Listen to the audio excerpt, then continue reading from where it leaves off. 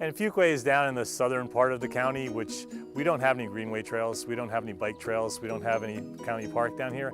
So they have that in all the other parts of the county, so they don't see a need for it because they have theirs. So you go through Cary, you have greenway trails, you have bike trails, you have lots of parks, and those people are like, well, you don't need any more parks in this area.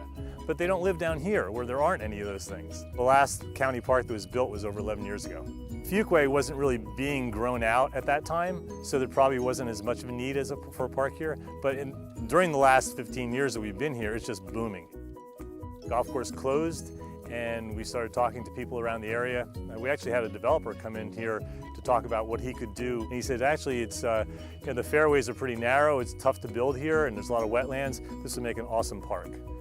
And then we met with the former director of parks for Wake County, and he said, yeah, this would be a great park. I'd snap this up in a minute. So he introduced us to the Conservation Fund representative in this area, and he's like, yeah, this is exactly the kind of properties that we look for all over the country. Who cares if it's a defunct golf course, okay? The best part about it is that it was a golf course, so those owners, they put in all this money in grading the property, and putting in drainage, and putting in 4.5 miles of trails, and putting in a clubhouse and a maintenance facility, bridges across the streams.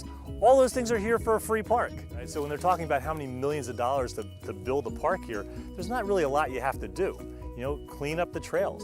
Fuquay's been ignored for so long, but it's booming out here. 540's coming through here. There's going to be hundreds of thousands of people down here. Well, we have a Facebook page, South Wake Park Project, and we've got about 2,700 members right now. And the more people find out about this, the more they join in.